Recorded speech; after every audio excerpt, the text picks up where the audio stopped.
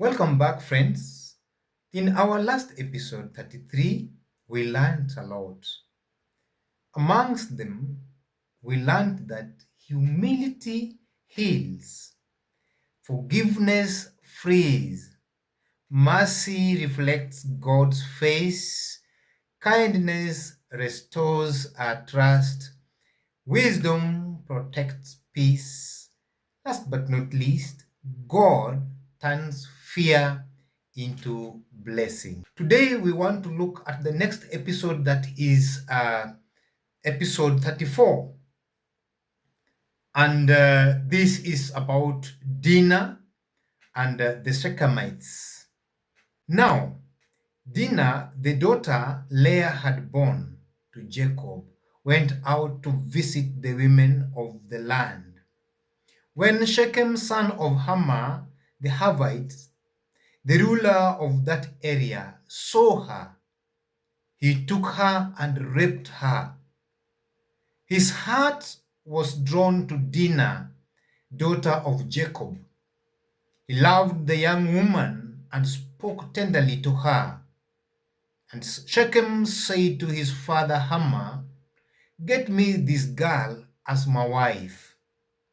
When Jacob heard that his daughter Dinah had been defiled, his sons were in the fields with his livestock, so he did nothing about it until they came home. Then Shechem's father Hamor went out to talk to Jacob. Meanwhile, Jacob's sons had come in from the fields as soon as they heard what had happened. They were shocked and furious because Shechem had done an outrageous thing in Israel by sleeping with Jacob's daughter, a thing that should not be done. But Hamor said to them, "My son Shechem has his heart set on your daughter. Please give her to him as his wife. Intermarry with us. Give us your daughters and take our daughters for yourselves. You can settle among us. The land is open to you. Live in it, trade in it, and acquire property in it." Then Shechem said to Dinah's father and brothers, "Let me find favor in your eyes, and I will give you whatever you ask. Make the price for the bride and the gift I am to bring as great as you like, and I'll pay whatever you ask me. Only give me the young woman as my wife." Shechem is dying for Dinah. Because their sister Dinah had been defiled, Jacob's sons replied deceitfully as they spoke to Shechem and his father Hamor. They said to them, "We can't do such a thing. We can't give our sister to a man who is not circumcised. That would be a disgrace to us.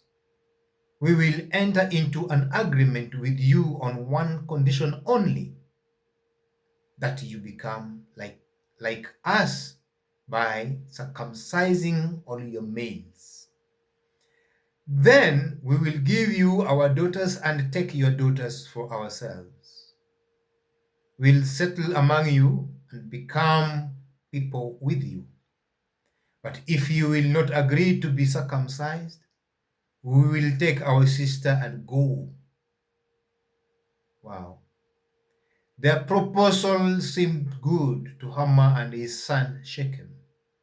The young man, who was the most honored of all his father's family, lost no time in doing what they said. Because he was delighted with Jacob's daughter, he had fallen in love.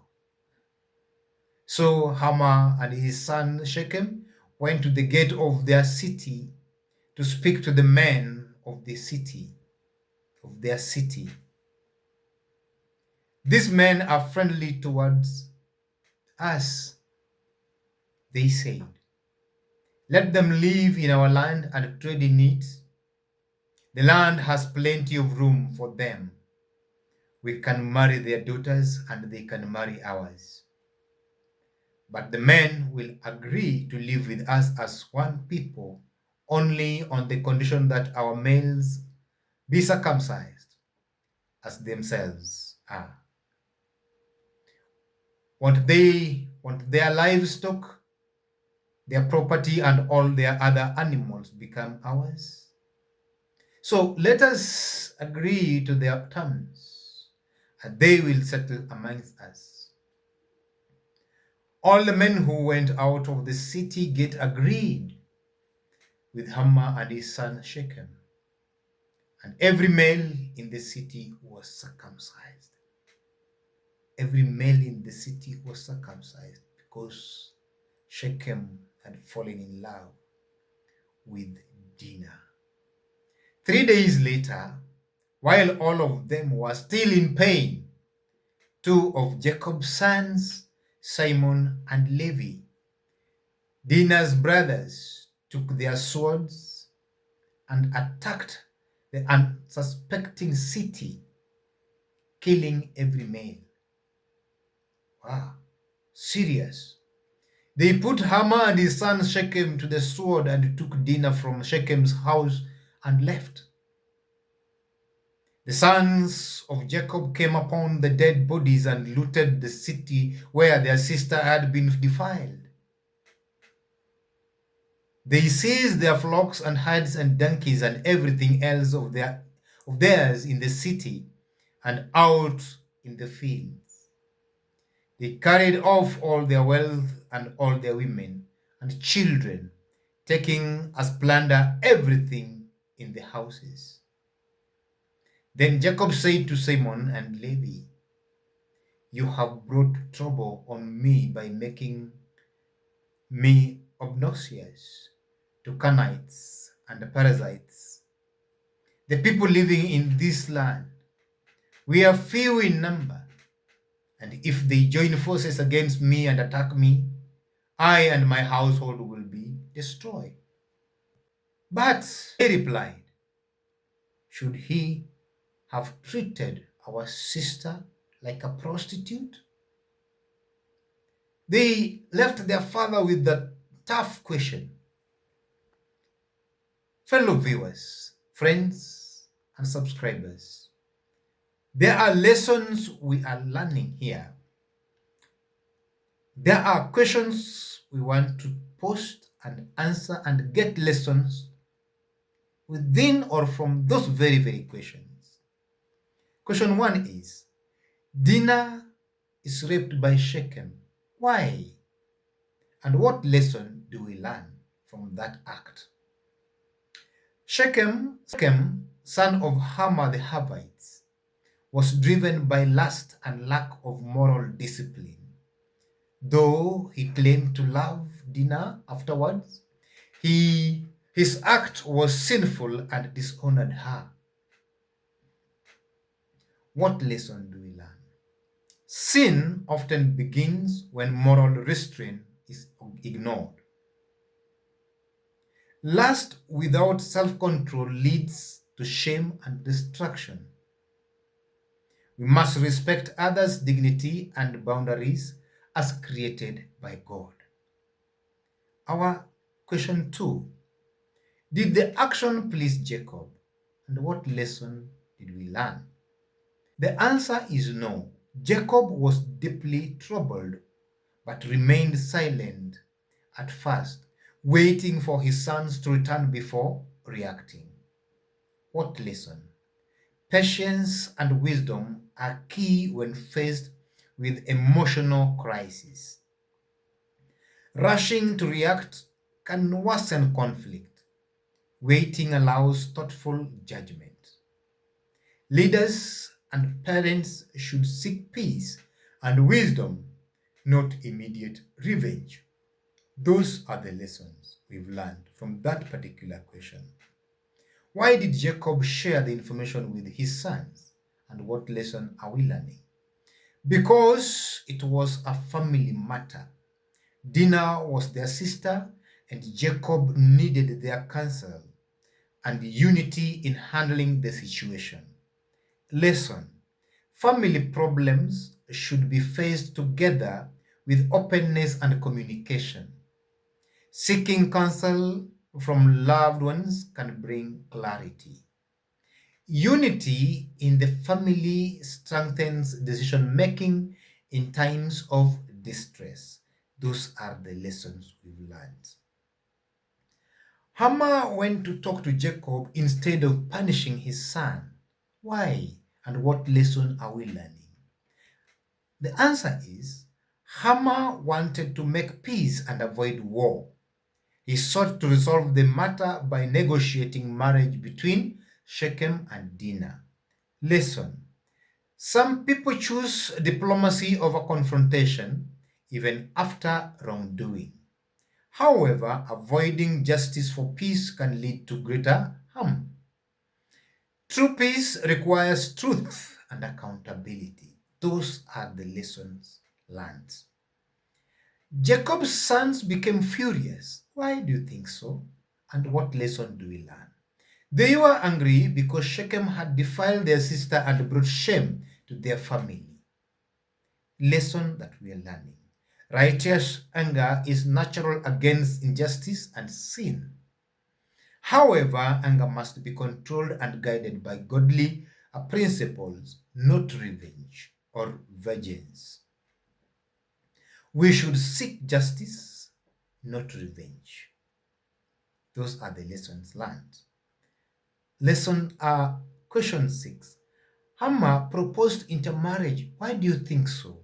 And what lesson do we learn? Hammer wanted to join Jacob's family with his people to create alliance, unity, and mutual benefits.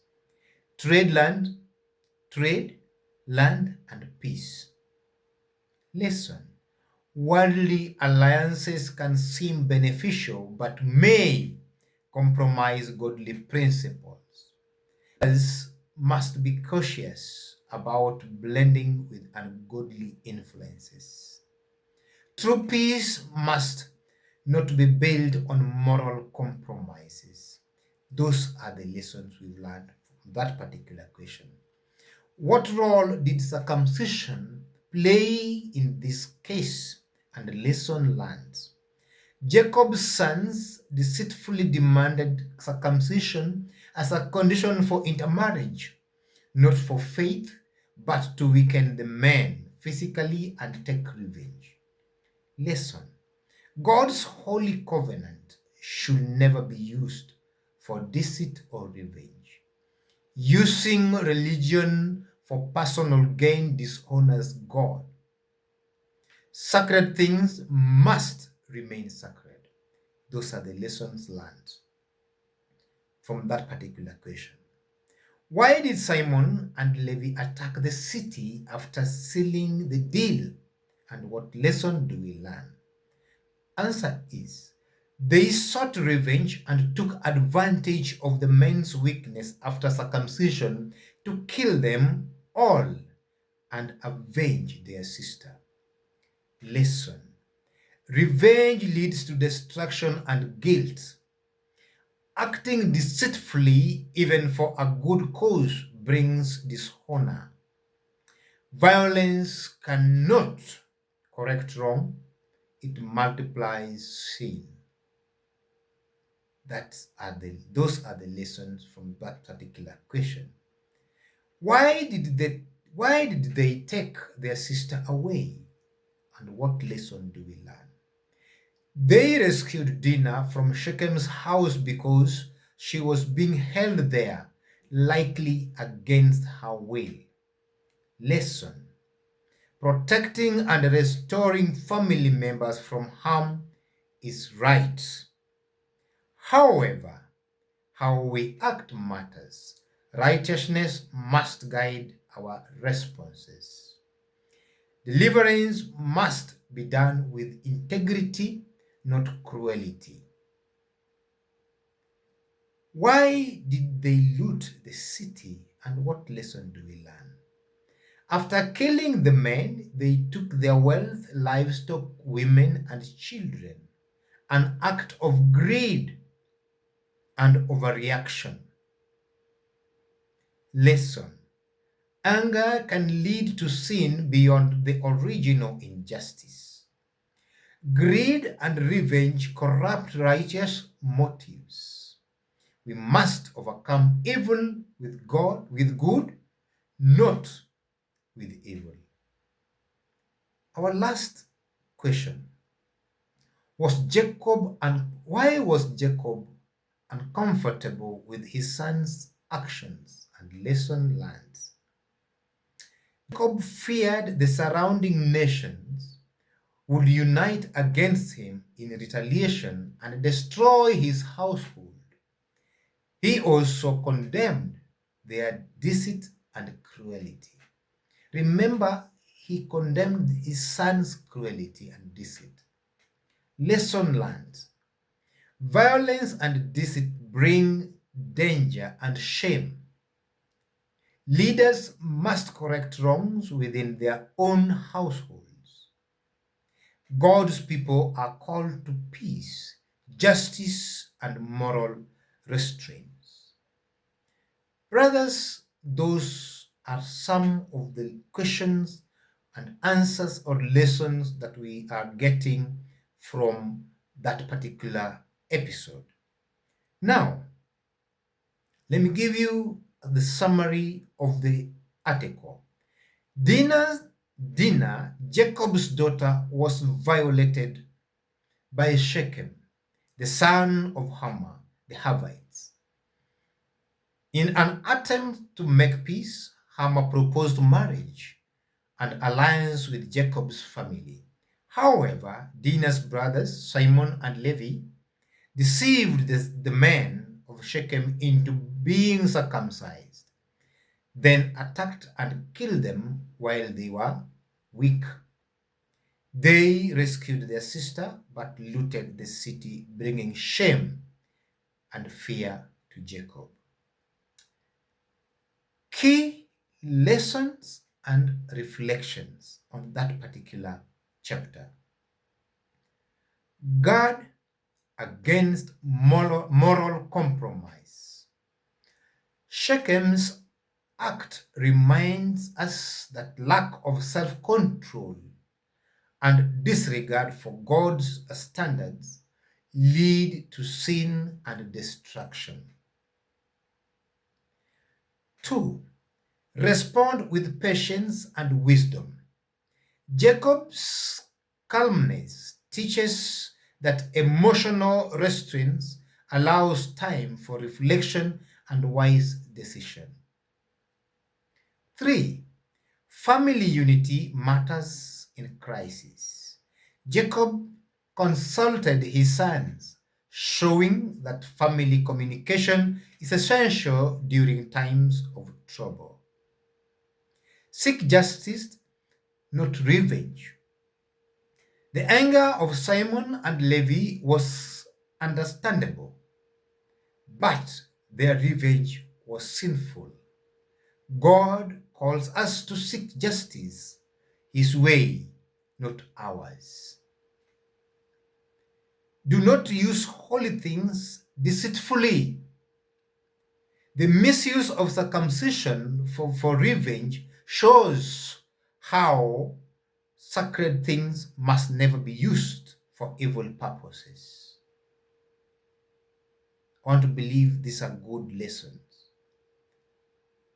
Lesson 6.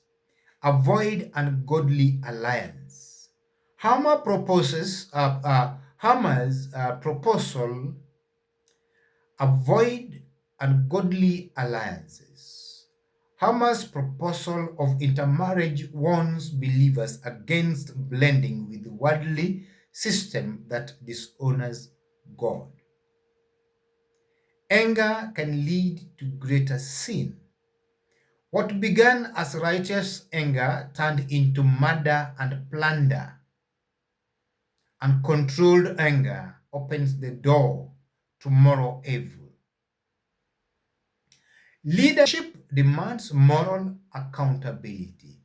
Jacob rebuked his sons, reminding us Leaders must correct wrongdoing within their own ranks.